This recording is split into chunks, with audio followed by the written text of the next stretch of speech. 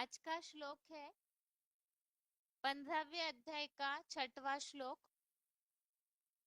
15वें अध्याय का 7वां श्लोक। अध्याय 15 का श्लोक नंबर 7। यह श्लोक में टॉपिक चेंज हुआ है। 7वें श्लोक से 11वें श्लोक तक जीवात्मा का विषय। अभी तक के श्लोकों में हमने यह सृष्टि वृक्ष का कथन समझा था और इसके अलावा किस तरह से अविनाशी पद को प्राप्त करने के लिए मान मोह रहित होना, संग दोष को जीतना, अध्यात्म ज्ञान में नित्य लगे रहना, कामनाओं से पूरी तरह से निवृत्त अर्थात इच्छा मात्र अविद्या और सुख दुख ऐसे जो भी द्वंद्व है उनसे पूरी तरह से मुक्त अर्थात परे हुआ, ऐसे ही परम पद की प्राप्ति कर सकते हैं ऐसे बताया। और इसके अलावा हमने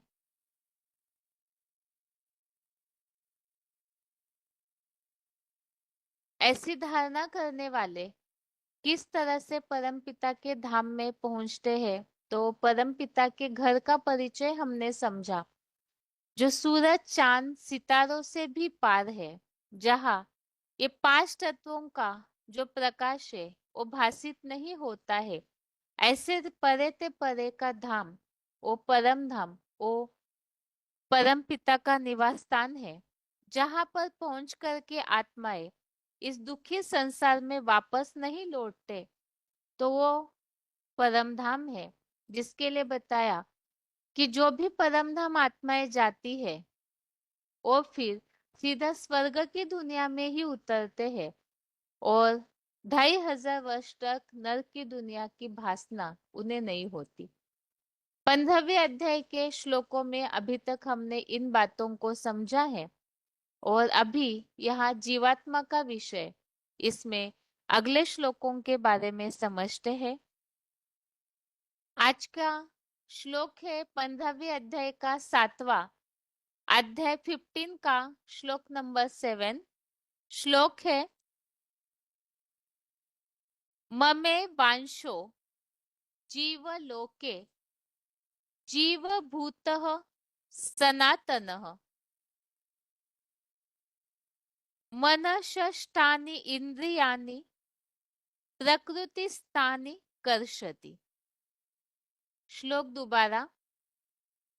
ममे वांशो जीवलोके जीवभूतः सनातनः मनःषष्ठानि इंद्रियाणि प्रकृतिस्थानि कर्षति।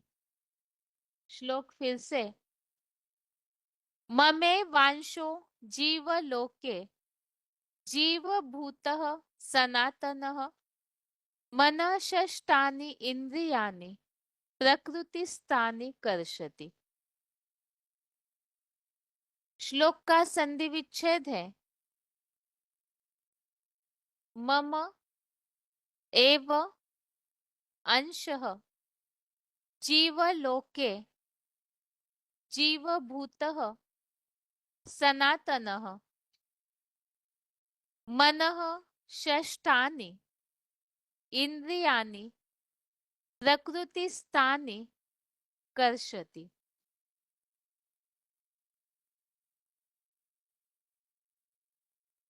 श्लोक का संधि विच्छेद दोबारा। मम एव अंशः जीवलोके जीवभूतः सनातनः मनः षष्ठानि इंद्रियाणि प्रकृतिस्थानि कर्षति।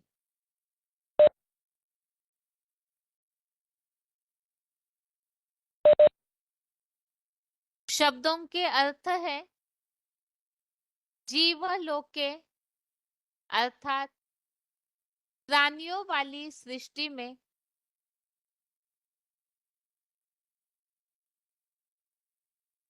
जीवलोके अर्थात प्राणियों वाली, जीवभूतः अर्थात सृष्टि में, मम एव अर्थात मेरा ही, सनातनः अर्थात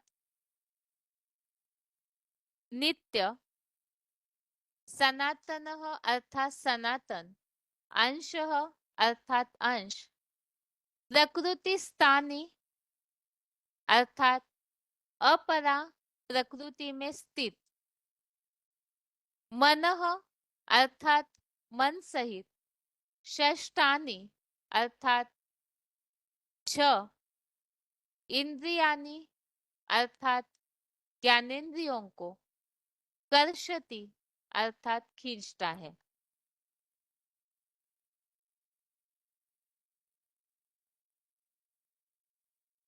शब्दों के अर्थ दोबारा।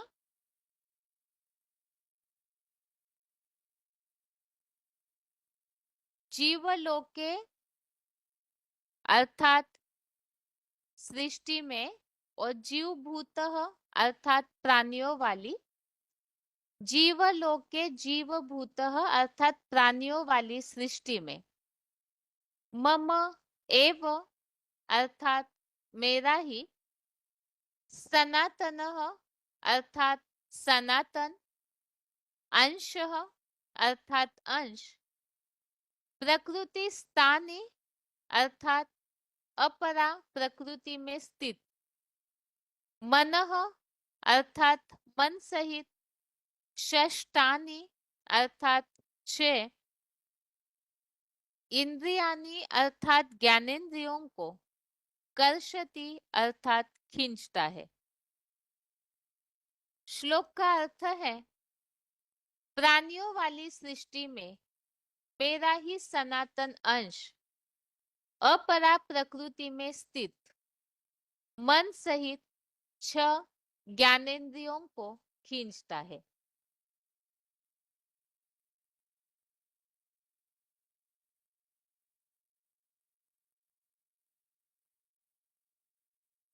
तो यहाँ श्लोक में इस बात को समझाया है कि प्राणियों वाली सृष्टि अर्थात इस संसार में परम पिता का सनातन अंश, मेरा ही सनातन अंश अर्थात जो पुरातन है, आदिकालीन है, इस सृष्टि पर सदैव रहने वाला, तो मेरा ही अर्थात परम पिता का सनातन अंश अपरा प्रकृति में स्थित मन सहित छह इंद्रियों को, ज्ञानेंद्रियों को खींचता है। वो किस तरह से, उसके लिए यहाँ श्लोक का क्लैरिफिकेशन सहित अर्थ है। नंबरवार प्राणियों वाली सृष्टि में कल्प पूर्व के पुरुषार्थ निर्मित योगीश्वर का मेरा ही सनातन बुद्धि रूप शिव नेत्री अंश अपरा प्रकृति में स्थित जड़त्वमयी बुद्धि को, मन सहित छह ज्ञानेंद्रियों को भी जगत पिता महादेव द्वारा योग बल से खींचता है। तो श्लोक में इस तरह से समझानी दी हुई है कि इस प्राणियों वाली सृष्टि में, श्लोक संबंधित प्रश्न पूछा हुआ एक वार्तालाप का पॉइंट आगे हम सुनेंगे। तो उसमें इसी तरह से पूछा है कि इस श्लोक में ममे वांशे जीव लोके अर्थात क्या, तो इस प्राणियों वाली सृष्टि में अर्थात हमने अभी तक तो परम धाम की बात समझी कि परम धाम से आत्माएं इस सृष्टि पर उतरते हैं तो सीधा नरक में नहीं आते हैं। तो यहाँ इस बात को समझाया है कि इस प्राणियों वाली सृष्टि में कल्प पूर्व के पुरुषार्थ निर्मित, पुरुषार्थ अनुसार जो योगीश्वर बनते हैं, तो उस योगीश्वर का अर्थात परम पिता का ही जो योग बल से तैयार होने वाला वो सनातन अंश अर्थात ही बुद्धि रूपी शिव नेत्री अंश अपरा प्रकृति में स्थित जड़त्वमयी बुद्धि को, मन सहित छह ज्ञानेंद्रियों को भी जगत पिता महादेव द्वारा योग बल से खींचता है। तो यहाँ महादेव की योग बल से, उस योग ऊर्जा से खींचने की बात आई है जो सबको आकर्षित करते हैं या सबको खींचते हैं। ये तो श्लोक का अर्थ है। अभी आगे श्लोक का उच्चारण सुनते हैं।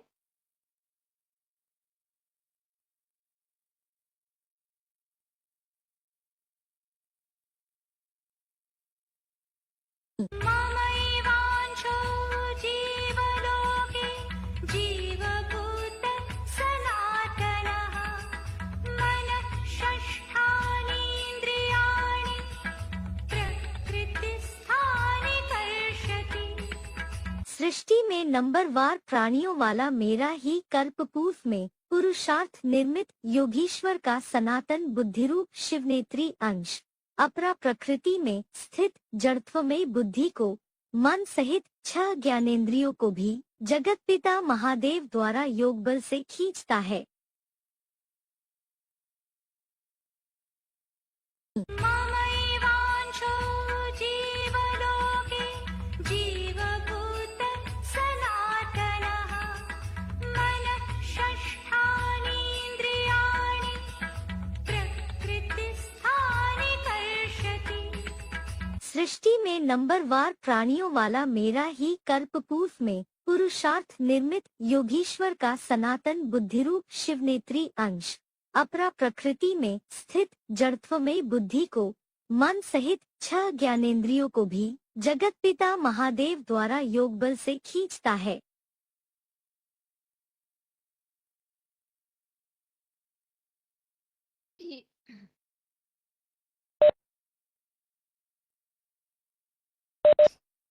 इसी श्लोक संबंधित पूछा हुआ प्रश्न है। वार्तालाप number 1591, discussion number 1591, 32 minute 32 minutes के बाद से लिया हुआ पॉइंट।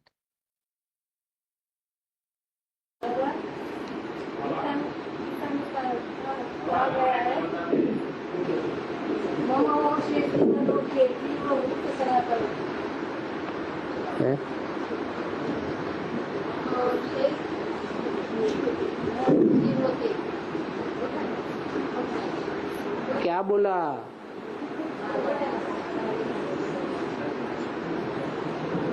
अरे इन्होंने क्या बोला आप बता दीजिए, आपको समझ में आ गया तो।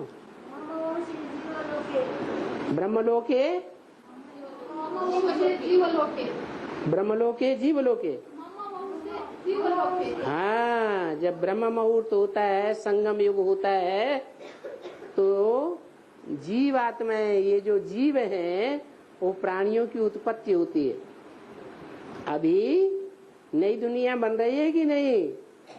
तो अभी नई दुनिया में जाने वाले प्राणियों की उत्पत्ति हो रही है। जो सूर्यवंशी आत्माएं हैं वो तैयार हो रही हैं।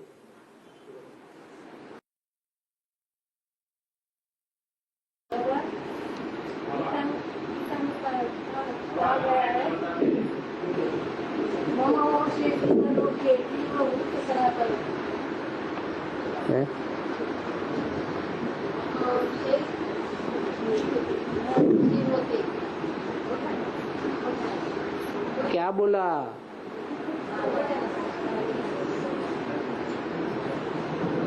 अरे इन्होंने क्या बोला आप बता दीजिए, आपको समझ में आ गया तो। ब्रह्मलोके ब्रह्मलोके जीवलोके।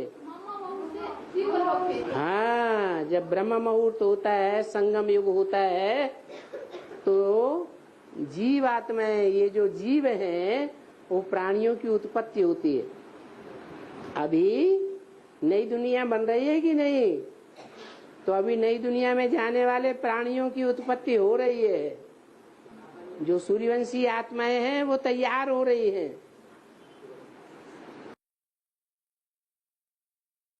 तो इस तरह से इस श्लोक संबंधित ये पॉइंट हमने समझा कि नई दुनिया के लिए जो आत्माएं है अर्थात प्राणियों की जो सृष्टि है वो तैयार हो रही है। और जैसे कि श्लोक में बताया कि परम पिता का जो अंश है, सनातन अंश, वो अर्थात शिवनेत्री अंश जो है, उस जगत पिता महादेव के द्वारा योग बल से मन सहित ज्ञानेंद्रियों को भी खींचता है। अभी आज का श्लोक वैसे छोटा है, इसीलिए इस श्लोक संबंधित पॉइंट भी हमने समझा। अभी आगे है रिवीजन। रिवीजन के लिए 11वें अध्याय का श्लोक नंबर 47 और 48, रिवीजन के लिए श्लोक नंबर 47 और 48। तो यहाँ अभी तक तो हम विराट रूप के भयंकर रूप का वर्णन समझे है, और वो वर्णन सुन करके देख करके अर्जुन, या जैसे कि इस प्राणियों की सृष्टि जो कंपायमान हो जाती है, तो इसीलिए अर्जुन ने भगवान से कहा कि आप अपना सौम्य रूप मुझे फिर से दिखाइए।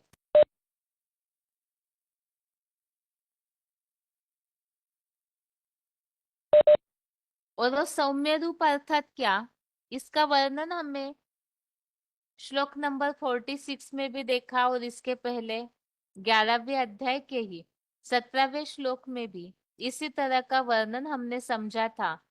किरीटिनम गदिनम चक्रिनम च तेजो राशिम सर्वतो दीप्तिमंतम।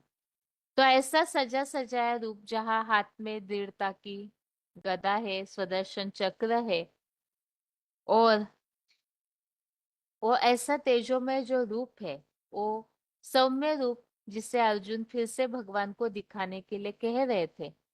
तो इस पर भगवान ने अर्जुन को जो आगे रूप दिखाया है, तो इस पर यहाँ श्लोकों में जो टॉपिक चेंज हुआ है, 47 से 50वें श्लोक तक, श्लोक नंबर 47 से श्लोक नंबर 50 तक भगवान द्वारा अपने विश्व रूप के दर्शन की महिमा का कथन तथा चतुर्भुज और सौम्य रूप का दिखाया जाना। श्लोक नंबर 47 है। श्री भगवान उवाच मया प्रसन्नेन तवार्जुनेदं रूपं परं दर्शितमात्मयोगात् तेजोमयं विश्वम् अनन्तमाद्यं यन्मे त्वदन्येन न दृष्टपूर्वम्। श्लोक दोबारा। श्री भगवान उवाच मया प्रसन्नेन तवार्जुनेदं रूपं परं दर्शितमात्मयोगात् तेजोमयं विश्वमनंतमाद्यम यन्मे त्वदन्येन न दृष्टपूर्वम्। अर्थात, हे अर्जुन, परम तेजोमय पुरुषोत्तम संगम युग का आदिकालीन अनंत गुण वाला यह विराट रूप मैंने तेरे जैसी संतान के लिए कल्प कल्प में संचित अपनी योग ऊर्जा से कार्य सिद्धि में प्रसन्नता पूर्वक तेरे को तीसरे बुद्धि नेत्र से दिखाया, जो दुनिया में कभी भी मेरा यह इस प्रकार का विराट रूप तेरे वर्तमान तामसिक पतित रूप के सिवा पहले नहीं देखा गया था। तो श्लोक में यहाँ बताया है कि ये परम तेजो में पुरुषोत्तम संगम युग का आदिकालीन अनंत गुण वाला यह विराट रूप, अर्थात नई सृष्टि के आरंभ में जहाँ पुरुषोत्तम संगम युग कहा गया है, जहाँ आत्माएं उत्तम से उत्तम बनती है, तो ऐसे पुरुषोत्तम संगम युग के सृष्टि के आदिकालीन रूप, यहाँ परम तेजोमय रूप जो दिखाया है, जिसके लिए हमने शुरुआत में ही 11वें अध्याय में समझा कि जब विराट रूप भगवान ने अर्जुन को बताया कि इन आंखों से इस विराट रूप को नहीं देख सकते हो, इसे दिव्यम ददामि ते चक्षु, अर्थात दिव्य नेत्र देता हूं, तो उस दिव्य नेत्र के द्वारा वही परम तेजोमय रूप बुद्धि से ही समझा जा सकता है कि उसमें कैसा तेज भरा हुआ है। तो यही बताया कि ये अनंत गुण वाला ऐसा यह विराट रूप, क्योंकि विराट रूप अर्थात ही परम पिता शिव जिस साकार तन का आधार लेते हैं, तो वही अर्जुन तन, अर्जुन का रथ, शरीर रूपी रथ, उस रथ के द्वारा ही ऐसा योग बल का, योग ऊर्जा का, ओ ऐश्वर्यवान विभूतियों वाला विराट रूप धारण किया जाता है तो उसे बताया कि वो अनंत गुण वाला है और अर्जुन जैसी संतान के लिए ही कल्प कल्प में संचित अपनी योग ऊर्जा से कार्य सिद्धि में प्रसन्नता पूर्वक तेरे को बुद्धि नेत्र से दिखाया है और दुनिया में कभी भी अर्थात बाकी चारों युगों में ऐसा विराट रूप भगवान का दिखाई नहीं देता है। केवल यहाँ कलयुगांत में जो पुरुषोत्तम संगम युग है वहां ही परम पिता का ये ज्ञान और ज्ञान का तीसरा नेत्र होता है और उसी समय ही ये रूप भी दिखाया जाता है। तो यह अर्जुन को जो भगवान ने विराट रूप सौम्य रूप फिर से दिखाया तो उसी के बारे में ही यहाँ वर्णन किया हुआ है। अभी ये किस तरह से रूप दिखाया जाता है तो इसके बारे में हम मुरलियों में अलग अलग तरीके के प्रश्न या वार्तालापों में पूछे हुए हैं तो उसमें से ही विराट रूप अर्थात क्या होता है उसे हम समझेंगे, जिसमें योग ऊर्जा वाला और विराट रूप किसे कहा जाता है इसके बारे में पूछा हुआ है। अभी सबसे पहले इस श्लोक का उच्चारण सुनते हैं। श्री भगवान उवाच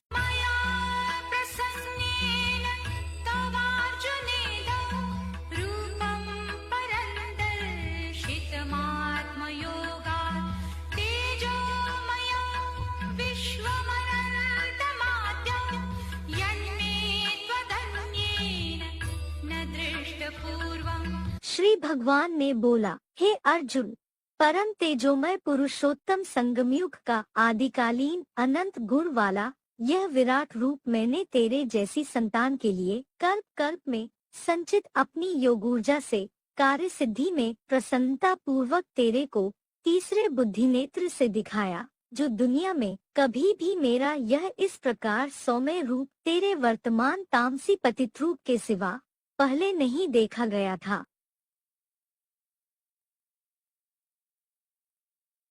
श्री भगवान उवाच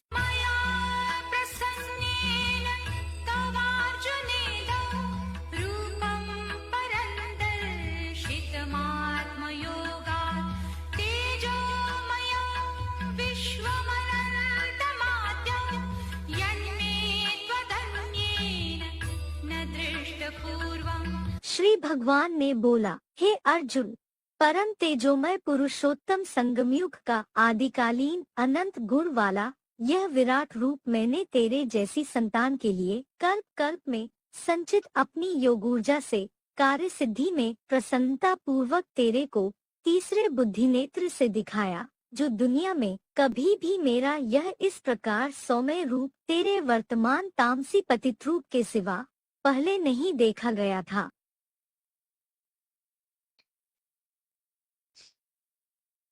अब श्लोक में जो उल्लेख आया है योग ऊर्जा से परम तेजोमय विराट रूप दिखाया है, audio number 361, audio number 361, 52 minute के बाद से लिया हुआ पॉइंट है।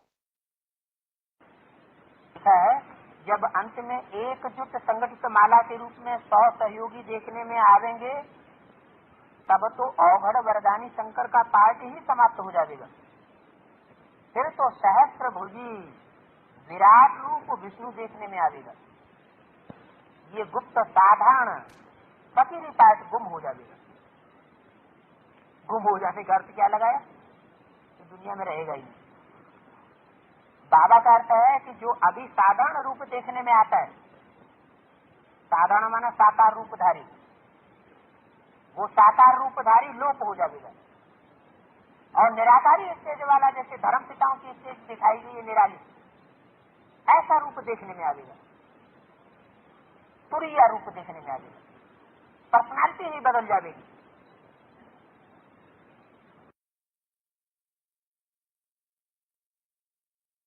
तो अर्जुन के तन के द्वारा ही परम पिता का विराट रूप प्रत्यक्ष होता है।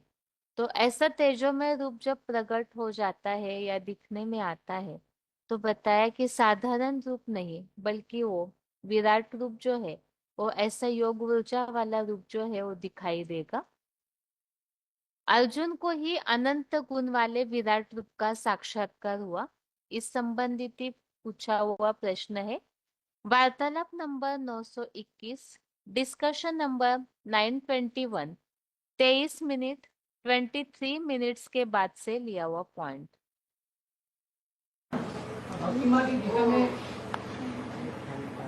भगवान का जो कैरेक्टर है उसको अर्जुन को कंट्रोल कर रखा है। भक्ति माँ की जो गीता है, हाँ। भगवान का कैरेक्टर को रथवान दिखाया गया है अर्जुन का। हाँ। और यहाँ बेहद में शिव बाप अर्जुन को कंट्रोल करता है। लेकिन जब विराट रूप का साक्षात्कार होता है तो उसमें वो रथ से उतर के करेक्ट पर्सनालिटी के थ्रू विराट रूप का साक्षात्कार कराते हैं अर्जुन को। क्या?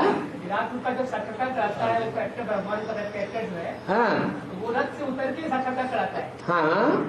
बेहद में बाबा वैसे कैसे वो विराट रूप का साक्षात्कार होता है, रथ से उतरने के बाद शिव बाप कैसे कराते हैं? अर्जुन के रथ को छोड़ करके दिखाते हैं विराट रूप ना। जब तक सहयोग देने के लिए सारथी साथ में है तब जिम्मेवारी रथ की किसकी हो जाती है? जिसने रथ संभाला हुआ है उसकी जिम्मेवारी हो गई।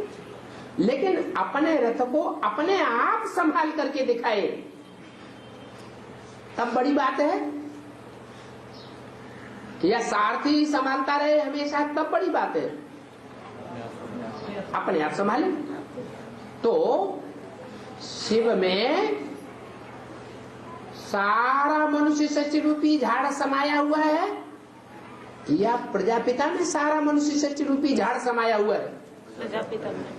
प्रजापिता में सारा मनुष्य सच रूपी झाड़ समाया हुआ है। इसलिए भगवान को उस रथ पर रहने की दरकार नहीं है। जब वो संपन्न स्टेज पकड़ ले, जब संपन्न स्टेज पकड़ ले बीज, तो उस बीज में सारा झाड़ समाया जाता है। वो बीज अच्छे से अच्छा पार्टधारी भी है और वो बीज बुरे से बुरा पार्टधारी भी है।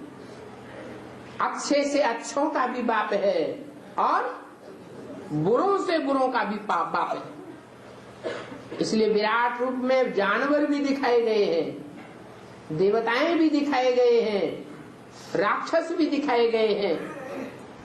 जैसे कि सारी दुनिया उस विराट रूप में समाई हुई है। बाकी ऐसे नहीं है कि मनुष्य कोई जानवर बनते हैं। नहीं, मनुष्य जानवरों जैसा पार्ट बजाते हैं। लेकिन वो साक्षात्कार अर्जुन भी देखता है ना बाबा। दो पर्सनालिटी बाबा यहाँ। जिस आत्मा का पार्ट है वो खुद नहीं देखेगा। आत्मा जिसका पार्ट है, सारे मनुष्य सृष्टि झाड़ का बीज, तो दूसरे ही लोग देखेंगे ये आम का बीज है, इसका झाड़ ऐसा होता है, इसमें ऐसे ऐसे फल निकलते हैं, ऐसे ऐसे बौर निकलता है। वो खुद नहीं जानेगा, खुद भी जानेगा।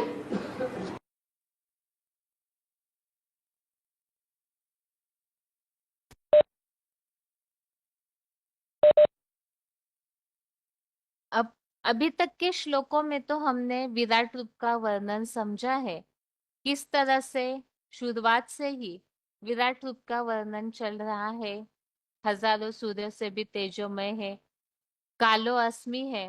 विराट रूप जब प्रत्यक्ष होता है तो किस तरह से उनकी दाढ़ों के बीच में सारी दुनिया चबा जाती है, अर्थात भयंकर विनाश का माहौल छा जाता है। क्योंकि विराट रूप अर्थात ही मनुष्य सृष्टि का पिता ही, अर्थात जो बीज है, वही इस तरह से विराट रूप धारण करते हैं जो सारी सृष्टि उनमें समा जाती है।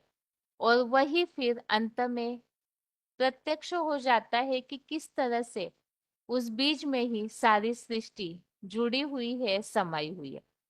इसीलिए बताया कि जानने के बाद उस विराट रूप को किस तरह से उनकी उस कठोर वाणी, जो क्रांतिकारी वाणी है, उससे प्रभावित होकर के सब तीव्रता से उनके मुखों में घुसे जा रहे हैं। अर्थात न चाहते हुए भी ईश्वरीय वाणी को सभी स्वीकार करेंगे और जैसे नदियां सागर की ओर मुंह उठाए दौड़ती है, इसी तरह से अपने देह भान के नाश के लिए ये आत्मा रूपी पतंगे स्वयं ही भगवान के उस विराट रूप की ओर आकर्षित होकर के दौड़ने लगेंगे। तो इस तरह से विराट रूप जब प्रत्यक्ष होता है तो जिन्होंने पुरुषार्थ करके सिद्धि प्राप्त की वो तो गुणगान गाते हैं, महिमा करते हैं भगवान की। कोई तो ऐसे है भगवान का वो रूप देखकर प्रसन्न होते हैं, और जो राक्षस क्वालिटी की आत्माएं हैं वो भागने लगती है। अब ये सारा देख करके अर्जुन ने भगवान से कहा कि आप अपना सौम्य रूप दिखाइए। इस पर भगवान ने अर्जुन को वही गदा चक्रधारी, ऐसा पवित्रता के ताजधारी, जिम्मेवारी के ताजधारी, ऐसा विराट रूप, सौम्य रूप जो है वो दिखाया। अब ऐसा जो रूप है जो योग ऊर्जा से प्रकट हुआ, ऐश्वर्यवान ऐसा रूप देख करके फिर उस रूप की प्राप्ति या उस विराट रूप की प्राप्ति कैसे हो सकती है? उस भगवान के विराट रूप के नजदीक कौन जा सकते हैं? वो साधारण रूप तो है नहीं। साधारण रूप था तो कोई भी सामने सन्मुख जाते थे।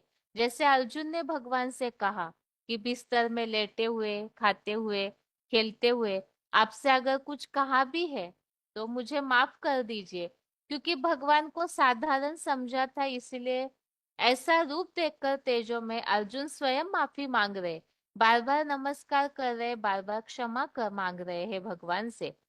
तो यहाँ पर भी जो नंबरवार पुरुषार्थी है, न पहचानने के कारण या आज की दुनिया में भगवान इस सृष्टि पर आने पर भी जो नहीं पहचान पाते हैं भगवान को, तो जब ऐसा रूप प्रत्यक्ष होगा और संसार में विनाश की हलचल छा जाएगी, तो सब यही चाहेंगे कि हम भगवान के उस पार्ट के नजदीक पहुंचे, उनको देखें, उनके नजदीक जाए।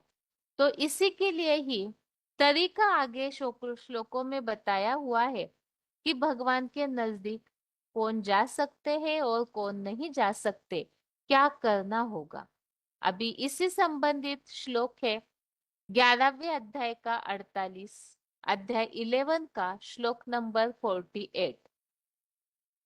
श्लोक है न वेद यज्ञाध्ययनैर न दानेर न च क्रियाभिर न तपोभिर उग्रे एवं रूपः शक्य अहम नृलोके द्रष्टुम त्वदन्येन कुरु प्रवीर।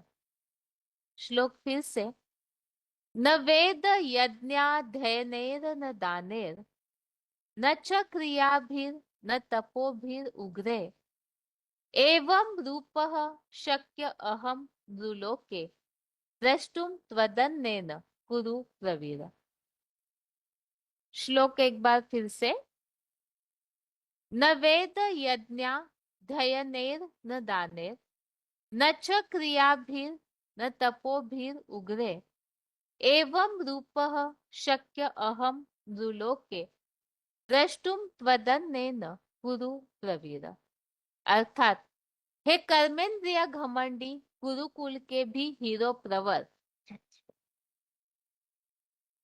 ऐसे बुद्धिगम्य अद्भुत रूप वाला मैं न वेद वाणी, यज्ञ और स्वाध्याय से, न दान से, न कर्म कांडीय क्रियाओं से और न कठोर दैहिक यंत्रणादायी तपस्याओं से तेरे अतिरिक्त कोई दूसरा 5 अरब के मनुष्य लोक में ज्ञान गम्य बुद्धि से देखने को समर्थ है। इसमें अंधश्रद्धा की तो बात ही नहीं। तो इस श्लोक से ये बात स्पष्ट हो जाती है, भक्ति मार्गीय दुनिया में भगवान को जैसे मनुष्य सभी देह भान में रहकर देह धारण करते हैं, तो भगवान को भी इसी तरह से समझ लिया। तो इसीलिए ही ये जो भक्ति मार्गीय कर्मकांड किए जाते हैं, जैसे दैहिक तपस्याएं, हठ योग, एक टांग पे खड़े होना या उपवास करना, या और ऐसी बहुत सारी भक्ति मार्गीय प्रक्रियाएं हैं, जिससे भगवान को पाने के लिए यत्न करते रहते हैं।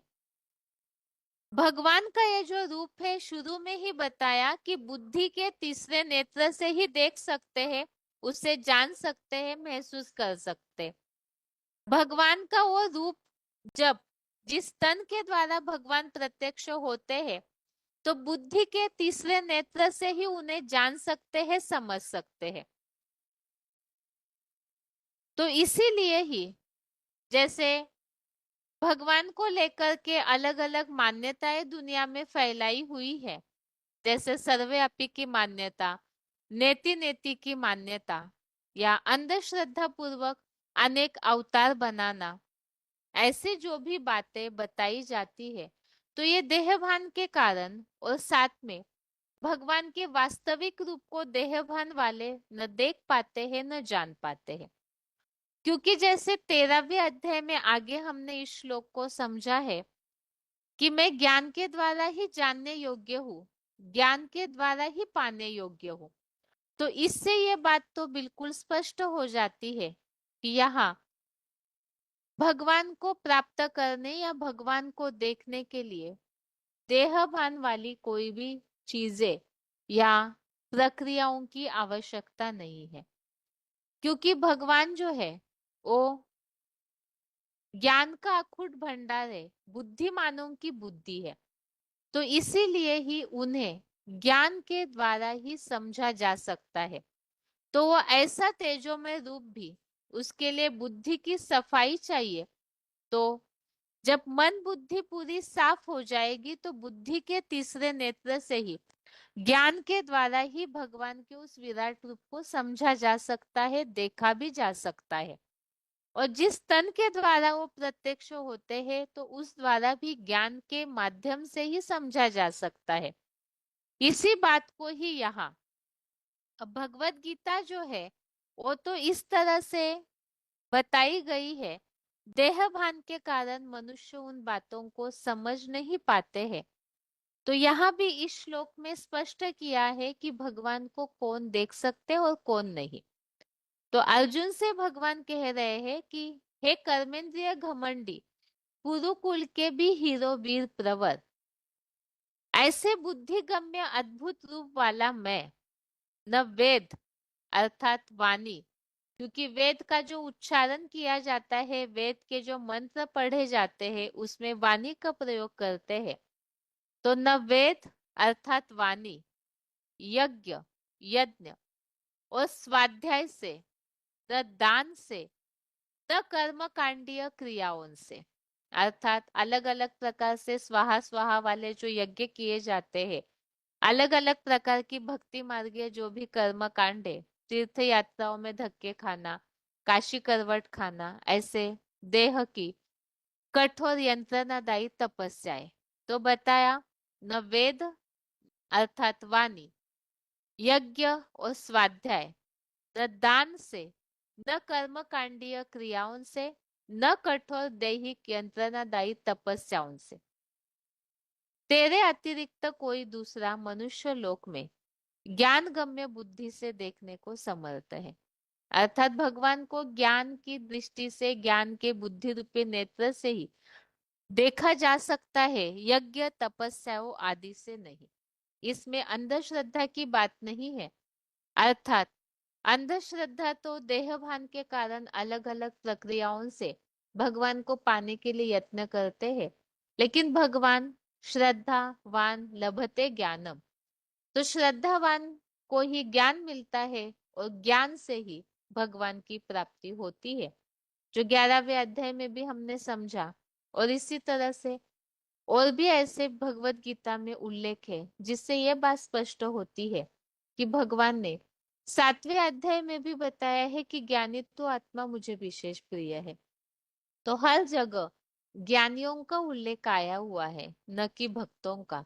और ज्ञान अर्थात ही समझ।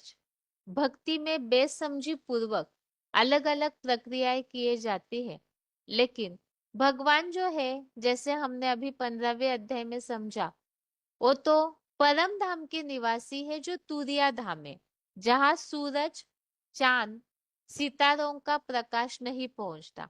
जब प्रकाश ही नहीं पहुंचता है तो ये जो भी वाणी के द्वारा भगवान को बुलाया जाता है भजन कीर्तनों से, वेद मंत्र वगैरह पढ़ करके, तो वो जो देह भान वाली, जब भगवान दैहिक दुनिया से पांच तत्वों से पार है, तो ये जो देह की वाणी है वो आवाज भगवान तक कैसे पहुंच सकती है? तो उसके लिए चाहिए भगवान को पूरी तरह से मन की श्रद्धा भावना और बुद्धि की सफाई। तो ज्ञान का तीसरा नेत्र, दिव्य नेत्र उन्हीं को मिल पाता है जिनकी बुद्धि साफ है, और उसमें ही ज्ञान ठहर सकता है, क्योंकि नहीं ज्ञानेन सदृशम पवित्रम इह विद्यते। तो पवित्र बुद्धि में ही ज्ञान ठहरेगा, और ज्ञान के उस तीसरे नेत्र से ज्ञान गम्य बुद्धि से ही भगवान का वो जो अद्भुत रूप है वो देख सकते हैं। इस श्लोक का अर्थ है, अभी इसी श्लोक संबंधित कई कई मुरलियों में इन बातों को स्पष्ट किया है कि ये भक्ति मार्गीय प्रक्रिया जो भी तरीके हैं इससे भगवान नहीं मिलते हैं, इन परिक्रियाओं से प्रक्रियाओं से भगवान नहीं मिलते हैं। इसके लिए अभी पहले श्लोक का उच्चारण सुनते हैं, उसके बाद भगवान को पाने के लिए क्या करना चाहिए, उसके लिए क्या तरीके बताए हैं उसे समझेंगे। न वेदयज्ञाध्ययनैर्न दानैः, न च क्रियाभिर्न तपोभिरुग्रैः, एवं रूपः शक्यः अहं त्रिलोके द्रष्टुं त्वदन्येन कुरु प्रवीर। हे कर्मेंद्रिय घमंडी कुरुकुल के भी हीरो वीर प्रवर, ऐसे बुद्धि गमे अद्भुत रूप वाला में ना वेद वाणी यज्ञ और स्वाध्याय से, ना दान से, ना कर्मकांडीय क्रियाओं से, और ना कठोर दैहिक यंत्रणादायी तपस्याओं से तेरे अतिरिक्त कोई दूसरा 5 अरब के मनुष्यलोक में ज्ञान गमे बुद्धि से देखने को समर्थ है। इसमें अंधश्रद्धा की तो बात ही नहीं। न वेदयज्ञाध्ययनैर्न दानैः, न च क्रियाभिर्न तपोभिरुग्रैः, एवं रूपः शक्यः अहं त्रिलोके द्रष्टुं त्वदन्येन कुरु प्रवीर। हे कर्मेंद्रिय घमंडी कुरुकुल के भी हीरो वीर प्रवर, ऐसे बुद्धि गमे अद्भुत रूप वाला में ना वेद वाणी यज्ञ और स्वाध्याय से, ना दान से, ना कर्मकांडीय क्रियाओं से, और ना कठोर दैहिक यंत्रणादायी तपस्याओं से तेरे अतिरिक्त कोई दूसरा 5 अरब के मनुष्यलोक में ज्ञान गमे बुद्धि से देखने को समर्थ है। इसमें अंधश्रद्धा की तो बात ही नहीं। यहाँ जैसे कि 11वें अध्याय में ये बात आई है कि वेद तपस्याएं भक्ति मार्गीय जो भी कर्म कांड है इनसे मैं नहीं मिलता हूँ, ठीक इसी तरह का एक उल्लेख 8वें अध्याय में भी आया हुआ है। अध्याय 8 का श्लोक नंबर 28 में भी इसी बात को समझाया हुआ है, जहाँ 8वें अध्याय में किस तरह से लोग निश्चय अनिश्चय में आते हैं, कृष्ण रात्रि शुक्ल पक्ष, इन सब बातों को समझाने दी हुई है। तो इसमें भी इस बात को स्पष्ट किया है 8वें अध्याय के 28वें श्लोक में, वेदेषु यज्ञेषु तपसु चैव दानेषु यत् पुण्य फलम प्रदिष्टम यत्यति तत्सर्वमिदं विदित्वा योगी परम स्थानम उपेति चाद्यम। इस श्लोक में भी ऐसे ही स्पष्ट किया है कि ये वेदों में, भौतिक यज्ञों में, शारीरिक तपस्याओं में, सांसारिक दान में जो पुण्य फल बताया गया है, तो वास्तव में योगी जो है इन सबको पार कर जाता है और परम पद को पाता है। मतलब राजयोगी जो है इन सब में नहीं उलझता है, अर्थात ही राजयोगी ज्ञान के द्वारा ही भगवान को प्राप्त कर सकता है। यही बात 8वें अध्याय के श्लोक में अलग तरीके से समझाई हुई है कि इन सबको राजयोगी, ये जो भी भक्ति मार्गीय कर्म कांड है उनको पार कर जाता है। और यहाँ बताया कि इन सबसे मैं नहीं मिलता हूँ। तो अलग अलग शब्दांकनों में भगवत गीता में इस बात को स्पष्ट किया है। अभी आगे इस श्लोक संबंधित कई कई मुरलियों में वैसे भक्ति मार्गीय कर्म कांडों के हिसाब से उल्लेख आए हुए हैं कि इनको करना चाहिए या नहीं, एक किस तरह अंधश्रद्धा है और भगवान कैसे मिलते हैं। तो पहला पॉइंट है VCD number 2815, VCD number 2815 47 minute 47 minutes के बाद से लिया हुआ पॉइंट। अनेक जन्मों की बात है कि शास्त्र तो जन्म जन्मांतर पढ़े हैं, और बाप ने आकर के कहा है ये वेद, ये शास्त्र, ये उपनिषद, ये ग्रंथ, जप तप दान पुण्य, ये वगैरह वगैरह करने से मैं कोई से मिलता नहीं हूँ। क्या वो जो तुम्हारी जो गीता है ना, जिसमें लिखा है क्या, श्रीमद् भगवत गीता, भगवान के सुनाया हुआ ज्ञान का गीत, उसमें भी ये बात लिखी हुई है कि मैं न शास्त्रों के पढ़ने से, जप तप दान पुण्य आदि करने से नहीं मिलता हूं। तो देखो मैं स्वयं भी ही आता हूं, मैं मिलने के लिए स्वयं आता हूं। इन शास्त्रों से नहीं मिलता हूं, और आकर के अपना परिचय भी स्वयं देता हूं। और देखो तुलसीदास ने भी लिखा हुआ है क्या, यही जानो तेई देव जनाई, जानत तुम्हें तुम्हें।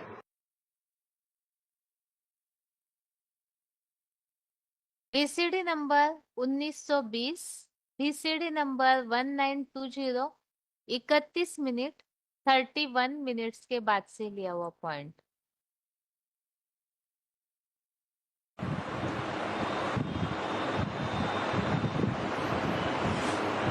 तो बाप आकर के समझाते हैं, बच्चे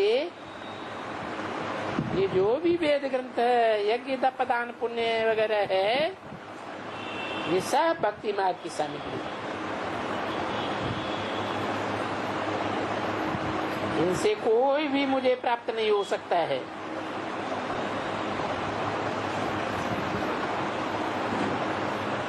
कौन से वेद है जिनको वो बीके वाले अभी भी पढ़ रहे हैं, सुन रहे हैं, सुनाए रहे हैं?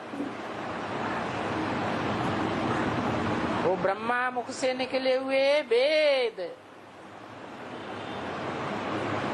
वो भक्ति मार्ग की सामग्री है। भगवान बाप की सुनाई हुई मुरली नहीं है, हैं? मुरली तो है, लेकिन उस मुरली ज्ञान मुरली को ज्ञान अमृत नहीं कहेंगे। जब तक अमृत मुख में न जाए तब तक कोई भी अमर नहीं बन सकता,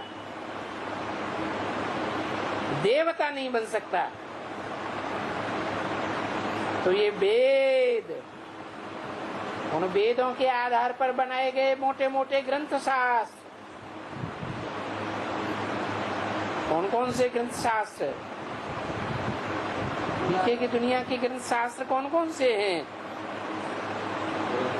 है? वो तो बाहर की दुनिया के है। जो मोटे मोटे ग्रंथ शास्त्र हैं, एक अद्भुत जीवन कहानी, महाभारत लिखा है। जो भी यज्ञ करते हैं, क्या यज्ञ करते हैं? बड़ी बड़ी प्रदर्शनियां लगाते हैं, मेले मलाखड़े करते हैं, कॉन्फ्रेंस करते हैं, बड़ी भाग दौड़ करते हैं। ये यज्ञ सेवा करते हैं या नहीं करते हैं? हैं? करते हैं, तप करते हैं। कैसा तप?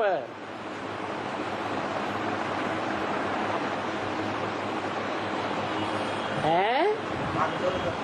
नहीं, जबरियन याद में बैठ जाते हैं, हठ योग करते हैं,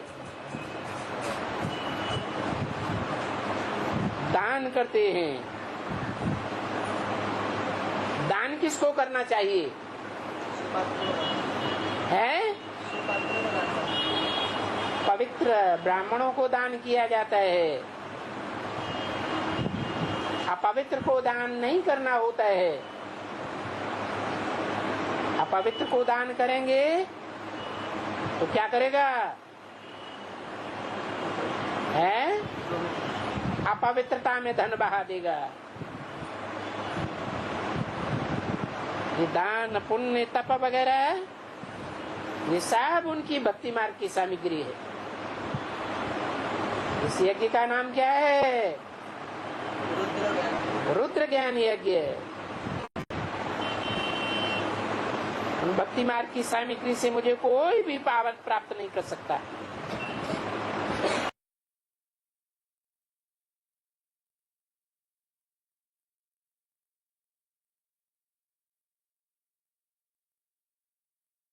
अगला पॉइंट है वार्तालाप नंबर 1690, डिस्कशन नंबर 1690, 23 मिनट के बाद से लिया हुआ पॉइंट है।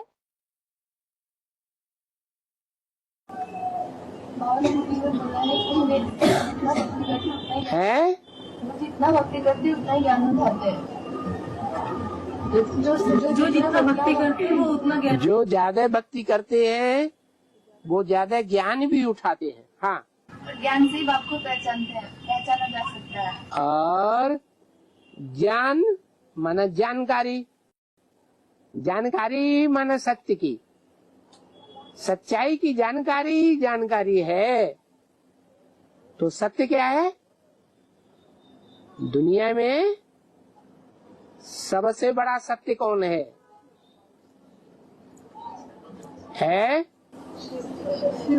एक शिव बाबा, एक सदगुरु निराकार, वो ही सत्य गुरु है। बाकी गुरु सब झूठे हैं। तो जो एक सत्य है उसी को जानना है। हाँ, फिर और दूसरी तरफ भी बोला है, दूसरी तरफ बोला है कि मैंने यज्ञ दान तब करने से मैं नहीं मिलता हूँ। दूसरी तरफ बोला है कि यज्ञ नहीं मिलता हूँ। मैं तप दान पुण्य से नहीं मिलता हूँ। हाँ, तो बाबा वो भी तो भक्ति हुआ ना, यज्ञ दान तब करना वो भी तो भक्ति हुआ ना। बाबा ने कहा ना भक्ति करने से क्या हाँ, दूसरी तरफ तपस्या, एक टांग से खड़े हो जाते हैं, उल्टे होकर के खड़े हो जाते हैं, वो तपस्या उससे नहीं मिलता हूँ। रुको, दान, स्थूल वस्तुओं का दान देते हैं, झूठे झूठे ज्ञान का दान देते हैं, उससे भी नहीं मिलता हूँ। जो धर्म अपनाया है हिंदू धर्म, वो भी झूठा धर्म है या सच्चा धर्म है? जो हिंदू धर्म की धारणाएं हैं उनसे भी नहीं मिलता हूँ। कैसे मिलता हूँ? भक्ति भावना से मिलता हूँ। कैसे? भक्ति भावना से मिलता हूँ। और भक्ति भी कैसी? अभिविचारी भक्ति से मिलता हूँ या व्यभिचारी भक्ति से मिलता हूँ? अभिविचारी भक्ति करने वालों को अव्यभिचारी रूप में मिलता हूँ, और जो व्यभिचारी भक्ति करते हैं, आज मेरे को याद करते हैं, सेकंड 2 सेकंड, मिनट 2 मिनट, व्यभिचारी भक्ति की होगी तो वो दूसरे लोग याद आने लग पड़ेंगे, घड़ी घड़ी याद आएंगे, घड़ी घड़ी डिस्टर्बेंस करेंगे। तो भक्ति माने भक्ति, भक्ति माने बुद्धि का भागना। तपस्या करने से जो आसन लगाते हैं ना, तो क्या समझते हैं ये योग है? योग है या शारीरिक तपस्या है? शरीर को मजबूत बनाने के लिए एक तपस्या है। बाकी कोई जरूरी नहीं है कि बाप को जानते हैं, बाप की याद में है, बाप के प्रति भावना है, ऐसा तो कुछ है नहीं। तो भाव प्रधान विश्व रचि राखा। भाव क्या है? भाव है कि हमने ये दान पुण्य किया, ये भगवान के लिए किया, किसी व्यक्ति को हमने नहीं दिया। जैसे ब्रह्मा कुमारियों में बेसिक नॉलेज लेते हैं, धन और तन की सेवा किसको देते हैं?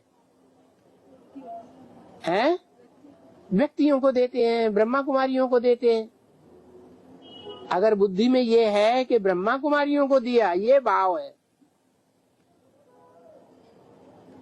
तो भगवान मिलेगा या ब्रह्मा कुमारियों से प्यार बनेगा? है ब्रह्मा कुमारियों से प्यार बनेगा, वो ही याद आएंगे। तो समझ में आया? भगवान कैसे मिलता है? ऐसी भक्ति से मिलता है जिसमें भाव भगवान का भरा हुआ हो। दान दिया, किसको दिया? हमने ब्रह्मा कुमारी को नहीं दिया। किसको दिया? ईश्वरीय सेवा में कार्य में आवे, इसलिए दिया। तन की तपस्या की,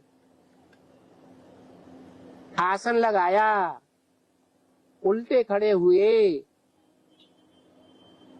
वो हमने तपस्या जो है इसलिए किया कि ये तन ऐसा पावरफुल बने कि ईश्वरीय सेवा में काम आए। इसलिए नहीं किया ये तन तपस्या करने से, आसन लगाने से हमारी भोग वासना का आनंद बढ़े, नहीं। तो भाव प्रधान विश्व रचि राखा। उस भाव से जो जस करे सो तस फल चाखा।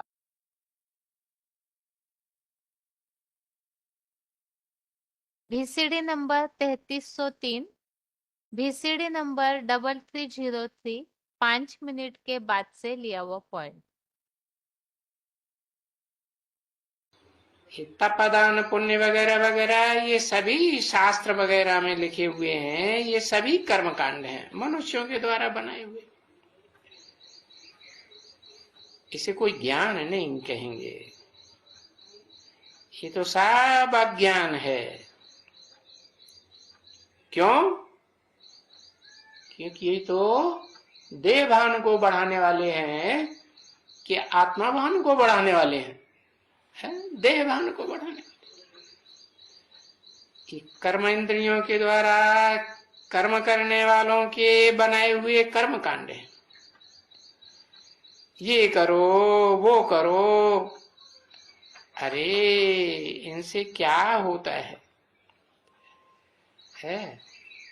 इन देह की कर्म इंद्रियों से जो भी कर्म करते हैं उनसे तो और ही पतित बनते जाते हैं। और गाते तो हैं कि ज्ञान से गति सदगति होती है, ये तो ठीक बात है। कर्म कांड से होनी है दुर्गति, तो उसे भक्ति कहेंगे। क्यों कि ये कर्म कांडों की भक्ति अनेक मनुष्यों से आती है?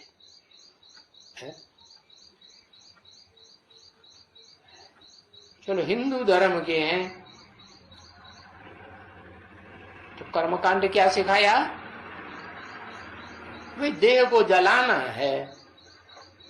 मुस्लिम धर्म के हैं तो नहीं, जलाना नहीं है, हाँ वो कब्र दाखिल होने हैं ना, कब्र में तो मिट्टी मिट्टी होती है, तो मिट्टी है तो मिट्टी में जा दब जाएंगे, क्योंकि देह को क्या समझते हैं, देह को ही सब कुछ समझ लिया। हम क्या हैं, हम तो देह हैं।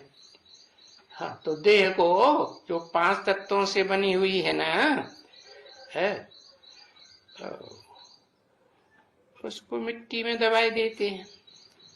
अब मिट्टी तो धरणी को कहा जाता है, धरणी में ही 5 तत्व होते हैं। तो ये देखो, और ही दुर्गति में जाते हैं ना, ज्ञान तो कुछ है नहीं, भक्ति ही भक्ति। अभी तो बाप समझाए रहे हैं कि ये भक्ति से दुर्गति होती है।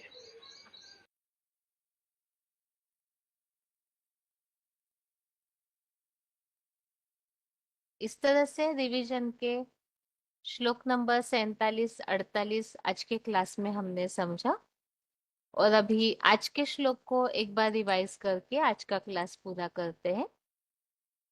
15वें अध्याय का 7वां अध्याय 15 का श्लोक नंबर 7। यहाँ पर जो टॉपिक चेंज हुआ है, जीवात्मा का विषय। श्लोक है, ममे वांशो जीव लोके जीव भूतः सनातनः मनः षष्ठानि इंद्रियाणि प्रकृतिस्थानि कर्षति। श्लोक दोबारा, ममे वांशो जीव लोके जीव भूतः सनातनः मनः षष्ठानि इंद्रियाणि प्रकृतिस्थानि कर्षति। अर्थात नंबरवार प्राणियों वाली सृष्टि में कल्प पूर्व के पुरुषार्थ निर्मित योगेश्वर का मेरा ही सनातन बुद्धि रूपी शिव नेत्री अंश अपरा प्रकृति में स्थित जड़त्वमयी बुद्धि को मन सहित 6 ज्ञानेंद्रियों को भी जगत पिता महादेव द्वारा योग बल से खींचता है। तो श्लोक संबंधित पॉइंट में हमने समझा कि अभी नई सृष्टि तैयार हो रही है, सतयुग रूपी सवेरा आने वाला है। तो वो नई सृष्टि की उस प्राणियों वाली सृष्टि में यहाँ बताया कि परम पिता का ही सनातन बुद्धि रूपी शिव नेत्री अंश, अर्थात कल्प पूर्व के पुरुषार्थ अनुसार जो निर्मित हुआ है, वो योगीश्वर जो सनातन अंश है, वो अपरा प्रकृति में स्थित इस जड़त्वमय बुद्धि को मन सहित 6 ज्ञानेंद्रियों को भी जगत पिता महादेव द्वारा योग बल से खींचता है। तो किस तरह से यहाँ नई सृष्टि तैयार होती है और महादेव द्वारा किस तरह से ये योग बल से खींचते हैं, इस बात को इस श्लोक में समझाया है। तो आज की क्लास में 15वें अध्याय का 7वां और रिवीजन का 11वें अध्याय का 47-48 इन 2 श्लोकों को हमने समझा, और इसके साथ ही आज के लिए क्लास यहाँ ही पूरा करते हैं। ओम शांति।